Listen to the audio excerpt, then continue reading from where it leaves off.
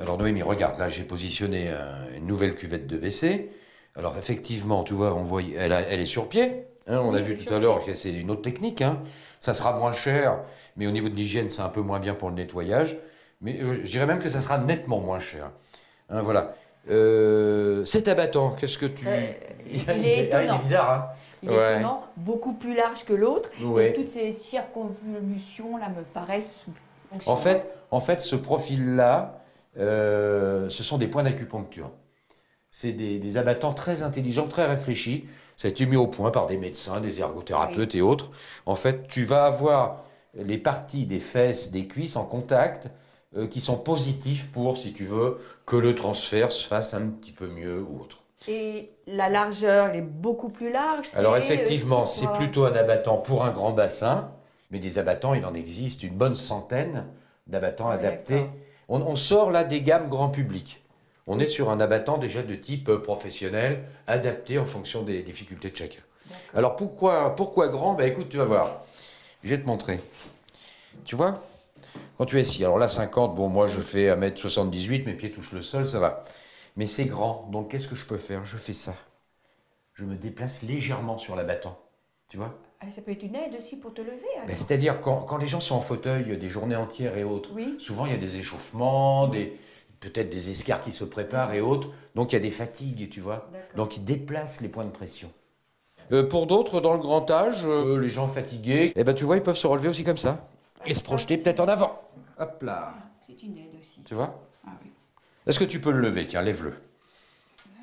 Qu'est-ce que tu remarques? Cette barre qui est différente des autres, et puis ces deux objets, là, ces deux pièces. Là, effectivement, hein, ça c'est donc des charnières inox renforcées.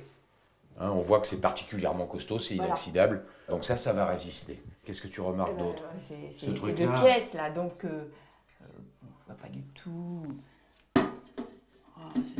T'imagines pas un petit peu? Si, j'imagine maintenant. Hein? Ça bloque, ça permet d'avoir plus de... Tout à fait.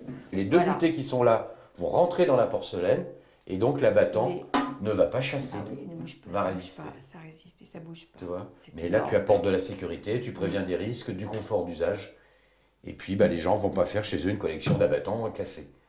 Quelques mots encore, sache qu'il existe des abattants qui sont équipés de petits systèmes qui permettent de laver et de sécher.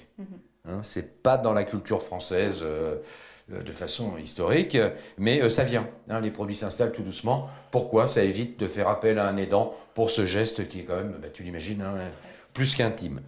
Également existent des WC, des cuvettes de WC que l'on peut régler en hauteur électriquement.